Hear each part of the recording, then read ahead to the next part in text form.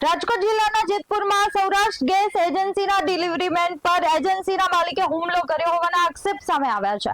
પીડિતાના જણાવ્યા મુજબ gas cylinder રિફિલિંગની કથિત ગેરરીતિના વિડીયો વાયરલ થયા બાદ એજન્સી સામે કાર્યવાહી થઈ હતી, જેની અદાવતમાં માલિક દિનેશભાઈ પાદરિયાએ તેના પર હુમલો કર્યો હતો। પીડિતને દાવો છે કે બિલ લેવા જતાં તેની સાથે ઝપાઝપી કરવામાં આવી, માર મારવામાં આવ્યો અને જાનથી મારી નાખવાની ધમકી અપાઈ છે। આક્ષેપો અંગે હાલ તપાસ માંગ ઉઠી છે। બનાવ બનવામાં એ હતું કે હું Jetpur Saurashtra gas agency delivery man તરીકે એક વર્કર તરીકે કામ કરું છું।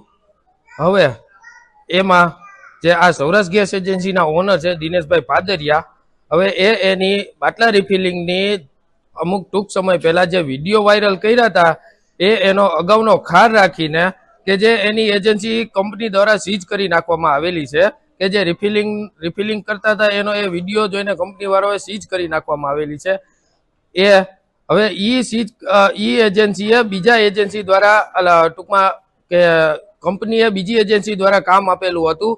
ઈ કામ ડિલિવરી મેનને સંપર્ક કરવાનો કામ પૂરું કરાવવાનું હતું કે જે ડિલિવરી જે કરવાની હતી એ ડિલિવરી બધાને ડિલિવરી મેનને સંપર્ક કરીને ડિલિવરી કરાવવાની હતી।